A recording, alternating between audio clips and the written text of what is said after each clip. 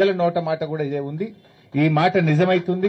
దానికి సంకేతమే ఈ రోజు జీవన్ రెడ్డి గారి చేరిక. అందరికీ ధన్యవాదాలు.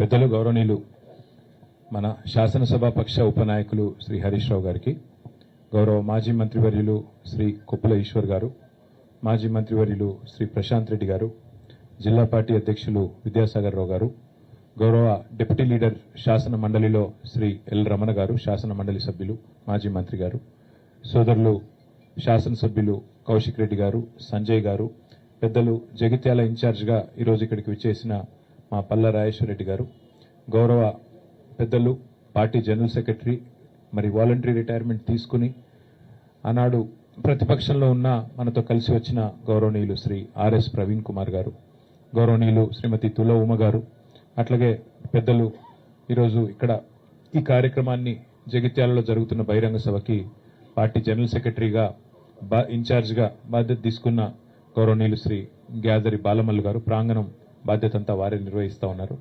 వేములవాడ నియోజకవర్గ బాధ్యులు గౌరవనీయులు శ్రీ చెల్మెడ లక్ష్మీ నరసింహారావు గారు, పెద్దలు సివిల్ సప్లైస్ కార్పొరేషన్ మాజీ అధ్యక్షులు, ఈ ప్రాంగణానికి మరి మొత్తం ఏర్పాట్లకు బాధ్యత తీసుకున్న బాలమల్లు గారితో పాటుగా శ్రీ మారెడ్డి శ్రీనివాసరెడ్డి గారు, మాజీ జిల్లా పరిషత్ చైర్పర్సన్ మా సోదరి మరి శ్రీమతి దావా వసంత సురేష్ గారు, గౌరవనీయులు చొప్పదండి మాజీ శాసనసభ్యులు మన సుంకె రవిశంకర్ గారు, అదేవిధంగా వేదికపైన ఆసీనులైన మా వక్ఫ్ బోర్డు మాజీ చైర్మన్ మసీవుల్లా ఖాన్ గారు, ఇంకా మిగతా మిత్రులందరికీ పేరు పేరున హృదయపూర్వకంగా నమస్కారాలు. పత్రికా మిత్రులకు కూడా ప్రత్యేకంగా నమస్కారాలు. మా మాజీ శాసనసభ్యులు మరొక జీవన్ రెడ్డి గారు, ఆశన్న గారు జీవన్ రెడ్డి గారు, వారికి కూడా ప్రత్యేకంగా నమస్కారాలు. ఇవాళ జగిత్యాలలో ఒక పండుగ వాతావరణం కనబడతా ఉంది. పెద్దలు మాజీ మంత్రివర్యులు జీవన్ రెడ్డి గారు, పార్టీ అధ్యక్షులు తెలంగాణ తొలి ముఖ్యమంత్రి కేసీఆర్ గారి నాయకత్వంలో మరి బీఆర్ఎస్ లో చేరబోతా ఉన్నారు అనే ఒక కోలాహలం, ఒక పండుగ వాతావరణం ఇవాళ అందరికీ కనబడతా ఉంది. హరీష్ రావు గారు ఇప్పుడు మర్యాదపూర్వకంగా జీవన్ రెడ్డి గారి ఇంటికి వెళ్లి వారిని స్వాగతించి పలకరించి, వారికి గతంలో దాదాపుగా ఒక 25 సంవత్సరాలుగా వారికి ఉన్న పరిచయం కూడా ఇద్దరికి ఉంది కాబట్టి వారిని పలకరించి సాధారణంగా పార్టీలోకి వస్తున్నందుకు ధన్యవాదాలు చెప్పడం జరిగింది. ఇవాళ వాస్తవం ఏంటి అంటే రాష్ట్రంలో ఒక రాజకీయ పునరేకీకరణ జరుగుతూ ఉంది. సింహం బయటికి వస్తూ ఉంది అంటే గుంటనక్కల గుండెల్లో ఇలా రైలు ఉరుకుతున్నాయి. కేసీఆర్ గారు ఒక సంవత్సరం తర్వాత ఒక బహిరంగ సభకు వస్తున్నారంటే ఎన్నో రకాల కుట్రలకి కుతంత్రాలకి తెరలేపి కాంగ్రెస్ ప్రభుత్వం జగిత్యాలలో జరగబోతున్న జైత్రయాత్రను అడ్డుకునే ఒక చిల్లర ప్రయత్నం చేస్తూ ఉంది. ముఖ్యమంత్రి గారు, మంత్రులు ఎంత సిల్లీ పాలిటిక్స్ అంటే కేసీఆర్ గారు ఇక్కడికి వస్తున్నారంటే ముఖ్యమంత్రి గారు మేడిగడ్డ కోతారట. 2.5 ఏళ్లకెళ్లి మేడిగడ్డ కోయేందుకు ముఖ్యమంత్రికి టైం లేకుండే అర్జెంటుగా ముఖ్యమంత్రి గారికి కేసీఆర్ గారి బహిరంగ సభ ఇక్కడ ఉంటే టీవీలలో సగం కేసీఆర్ ను చూపెట్టాలి, సగం రేవంత్ రెడ్డిని చూపెట్టాలి, పేపర్లలో సగం రేవంత్ రెడ్డిది రాయాలి, అవతలకు కేసీఆర్ది రాయాలని ఒక చిల్లర ప్రయత్నం. అంటే ఇంత కుత్సితమైన, ఇంత కుసంస్కారమైన, ఇంత చిన్న మెదడున్న ముఖ్యమంత్రి బహుశా భారతదేశంలో ఎవరు ఉండరు, ఒక రేవంత్ రెడ్డి తప్ప. ఆయనకు హైటే తక్కువ అనుకున్నా, బుర్ర కూడా తక్కువ. అంటే ఈ మాట ఎందుకంటున్నా అంటే నిజం గింత చిల్లరగా ఉండకూడదు రాజకీయం. కేసీఆర్ లాంటి ఒక నాయకుడు ఆయన ఇంకా గీ ఏజ్ లో గీ స్థాయికి చేరుకున్న తర్వాత ఆయనకు పేపర్ వాళ్ళు ఏం రాస్తారు, టీవీ వాళ్ళు ఏం చూపెడతారు, ఆయనకి ఏమైనా ఉంటుందా? జగిత్యాలకు వచ్చుడు, జనాలను కలుసుడు, అందరి ముందు మాట్లాడు, లక్షలాది మందితో సంభాషించుడు కేసీఆర్ గారికి తెలిసిందే గది, ఆయన ప్రస్థానమే అది. అట్లాంటిది ఇవాళ ఆయన ఇక్కడికి వస్తుంటే కోరుట్లకెళ్ళి వచ్చేటోళ్ళందరికీ ఇక్కడికి రానియకుండా రోడ్డు దవ్వుతారట. 3 ఏళ్లకెళ్ళి యాదికి రాలే రోడ్డు, ఇప్పుడే యాదికి వచ్చింది సడన్ గా. ఇంత చీప్ పాలిటిక్స్, ఇంత చిల్లర ప్రయత్నాలతో జగిత్యాలలో జన ప్రభంజనాన్ని అడ్డుకుంటామని రేవంత్ రెడ్డి గారు, అదేవిధంగా ఇక్కడ ఉన్న హైబ్రిడ్ ఎమ్మెల్యే, హైబ్రిడ్ కూడా కాదు, ఏం బ్రీడో ఇది,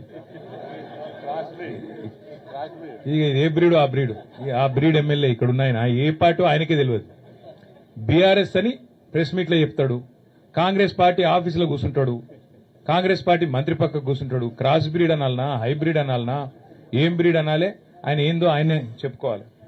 వాళ్ళు రేవంత్ రెడ్డి భయం ఏంటంటే, కాంగ్రెస్ లో భయం కూడా ఏంటంటే ఇక్కడ కేసీఆర్ గారు వచ్చి జీవన్ రెడ్డి గారు, కేసీఆర్ గారు, మా రమణన్న, మా వసంత అందరు కలిసి ఒక వేదిక మీదకి వెళ్లి మాట్లాడితే జగిత్యాల నుంచే మళ్లీ బీఆర్ఎస్ జైత్రయాత్ర మొదలైతుంది, దండయాత్ర మొదలైతుంది, రేవంత్ రెడ్డికి భరతం పట్టడానికి తెలంగాణ ప్రజలు మరి రంగం సిద్ధం చేసినారని ఒక వాతావరణం వస్తుందని ఆయనకు భయం పట్టుకుంది.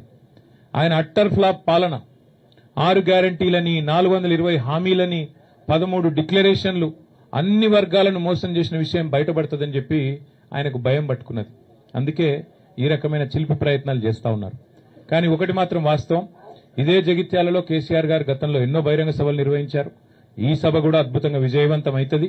ప్రభుత్వం ఎన్ని ప్రయత్నాలు చేసినా, ఎన్ని చిల్లర కుట్రలు చేసినా అన్నిటినీ కూడా అధిగమించడానికే మా పార్టీ నాయకత్వం అహరహం కూడా కష్టపడతా ఉన్నారు. మా సోదరులు పల్లా రాజేశ్వరరెడ్డి గారు ఇలా ప్రత్యేకంగా జనగామ శాసనసభ్యుడు ఇక్కడికి వచ్చి వారు జగిత్యాల కేంద్రంగా జగిత్యాల నియోజకవర్గ పరిధిలో వారు బాధ్యత తీసుకున్నారు. పర్యవేక్షణ, అందరినీ కూడా కోఆర్డినేషన్ బాధ్యత, సమన్వయం. అట్లాగే మా ధర్మపురి కాన్స్టిట్యున్సీకి రవీందర్రావు ఎమ్మెల్సీ గారు, తక్కలపల్లి రవీందర్రావు గారు, వరంగల్ వాసి, వారు కూడా ఇక్కడికి వచ్చి ధర్మపురిలో కొప్పుల ఈశ్వర్ గారితో కలిసి వారు కూడా సమన్వయం చేసుకుంటా ఉన్నారు. అట్లాగే మా చొప్పదండి నియోజకవర్గంలో మాజీ శాసనసభ్యులు పెద్ద సుదర్శన్ రెడ్డి గారు, వారు మా రవిశంకర్ గారితో సమన్వయం చేసుకుని అక్కడి నుంచి వారు జగిత్యాల జిల్లా పరిధిలో వారు ప్రయత్నం చేస్తా ఉన్నారు.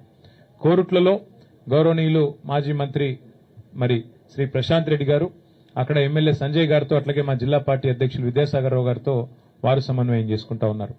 వేములవాడ అక్కడ మా పెద్దలు లక్ష్మీ నరసింహారావు గారితో మాజీ పార్లమెంట్ సభ్యులు తమ్ముడు బాల్కా సుమన్ గారు, వారు అక్కడ బాధ్యత తీసుకున్నారు. ఈ రకంగా పార్టీ నాయకత్వం మొత్తం కూడా సమిష్టిగా పనిచేస్తున్నది.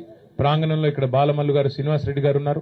సమిష్టిగా జీవన్ రెడ్డి గారి మరి చేరికను స్వాగతిస్తూ జగిత్యాల రైతాంగం గాని, జగిత్యాల ప్రజానికం గాని బ్రహ్మాండంగా మరి కదిలి వచ్చే పరిస్థితి కనబడతా ఉన్నది. ఏర్పాట్లు కూడా బాగా ఘనంగా జరుగుతా ఉన్నాయి. ఎండల్ని కూడా దృష్టిలో పెట్టుకుని అన్ని ఏర్పాట్లు చేస్తా ఉన్నాం. దాదాపుగా ఒక 3 లక్షల మంచినీళ్ల బాటిల్ కూడా తెప్పిస్తా ఉన్నాం. ఒక 2 లక్షల మజ్జిగ ప్యాకెట్లు కూడా తెప్పిస్తా ఉన్నాం. ఇవన్నీ కూడా ఎందుకంటే సాయంకాలం సభ అయినప్పటికీ కూడా కేసీఆర్ గారు దాదాపుగా 5:30 గంటలకు ఇక్కడ చేరుకుంటారు. ఎండ చల్లబడ్డ తర్వాతనే సభ ప్రారంభమవుతుంది. 5:30 గంటలకి కేసీఆర్ గారు ఇక్కడ చేరుకుంటారు. చేరుకున్న తర్వాత 5-5:30 మధ్యలో చేరుకుంటారు. ఆ తర్వాత సభ ఒక గంటంబావు సేపు సభ జరుగుతుంది. దయచేసి పాత్రికేయ మిత్రులతో కూడా నా ప్రార్థన, మొన్న మీకు కొంత అసౌకర్యమైంది, మమ్మల్ని మన్నించండి. ఒక సోదరుడికి కాలుకు ఫ్రాక్చర్ కూడా అయింది. అట్లాగే కొన్ని కెమెరా ట్రైపాడ్లు కూడా ఇరిగినాయని చెప్పారు. తప్పకుండా వారి నష్టాన్ని మేము భర్తీ చేస్తాము. ఆ సోదరుడికి సంబంధించి కూడా మా ఎమ్మెల్యే సంజయ్ గారు, మిగతా మిత్రులు కూడా హాస్పిటల్ కూడా వచ్చారు. ఈశ్వర్ గారు కూడా వచ్చారు, జీవన్ రెడ్డి గారు కూడా వచ్చారు. ఆ బాధ్యత అంతా కూడా మేమే తీసుకుంటాం. ఎల్లుండి దయచేసి ప్రభుత్వం ఎన్ని చిక్కులు చికాకులు పెట్టినా, ఎంత ఇరిటేట్ చేసే ప్రయత్నం చేసినా, దయచేసి ప్రజలు కూడా, మా కార్యకర్తలు కూడా ఓపికగా దయచేసి సంయమనంతో, మన కార్యక్రమం కాబట్టి మనం మంచిగా విజయవంతం చేసుకుందాం. కేసీఆర్ గారు చాలా కాలం తర్వాత జగిత్యాల వేదిక నుండి తెలంగాణ ప్రజలను ఉద్దేశించి మాట్లాడబోతా ఉన్నారు. ఆయన ఏం మాట్లాడతారో వినాలని చెప్పి తెలంగాణ రైతులు, తెలంగాణ ఆడబిడ్డలు, తెలంగాణలోని మా విద్యార్థి తమ్ముళ్ళు, మా యువకులు, అట్లాగే పెద్ద మనుషులు అందరూ ఎదురు చూస్తా ఉన్నారు. కాబట్టి ఈ కార్యక్రమాన్ని ఎంత సంయమనంతో, ఎంత సమన్వయంతో, ఎంత ఓపికతో, ఎంత మరి ఆలోచనాత్మకంగా మనం పోతే అంత మంచిది. కాబట్టి దయచేసి జగిత్యాలలో ఉండే మా ప్రతి సోదరుడు సోదరికి నా ప్రార్థన, ఇది మీ సభ, మీరు మాకు ఆతిథ్యం ఇస్తున్నారు. కాబట్టి దయచేసి ఈ కార్యక్రమాన్ని విజయవంతం చేసే దిశగా అవసరమైతే జగిత్యాల కార్యకర్తలు ఒక మెట్టు దిగి చూస్తా ఉన్నా. నేను కూడా మొన్నటి నుంచి, మొదటిసారి మొన్న వచ్చినప్పుడు ఇప్పుడు కూడా మా రమణన్న, మా వసంతమ్మ వాళ్ళు కూడా మరి జీవన్ రెడ్డి గారి చేరికను స్వాగతిస్తూ అవసరమైతే ఒక వరుస మేము వెనుకోండి, కొత్త వాళ్ళు వస్తున్నప్పుడు మేము ఆహ్వానించాలనే ఒక సంస్కారాన్ని, ఒక గౌరవాన్ని వారు ఇస్తున్నందుకు వారికి కూడా ప్రత్యేకంగా అభినందనలు తెలియజేస్తూ, మా పత్రికా మిత్రులు కూడా చాలా సహకరించారు. మొన్న జరిగిన ఇబ్బందిలో కూడా, ఇంత ఎండలో కూడా మీకు కూడా ప్రత్యేకంగా ధన్యవాదాలు.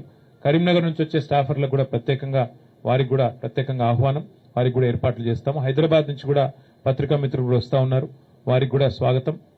అట్లాగే కార్యక్రమం తప్పకుండా మంచి విజయం సాధించాలని ఆకాంక్షిస్తూ, జగిత్యాల నుంచే బీఆర్ఎస్ జైత్రయాత్ర ప్రారంభమైతది. తిరిగి జగిత్యాల నుంచే మళ్లీ పూర్వ వైభవం సాధించడానికి, కేసీఆర్ గారు ముఖ్యమంత్రి కావడానికి జగిత్యాల ప్రజల ఆశీర్వాదంతోనే కదం తొక్కుదామని చెప్పి మీ అందరికీ కూడా విజ్ఞప్తి చేస్తూ థ్యాంక్ యూ. సభలో పట్టనంత మంది వస్తారు, గ్రౌండ్ లో పట్టనంత మంది ఉంటారు, అయితే పక్కా. మిగతా అన్ని విషయాలు హరీష్ రావు గారు చెప్పారు.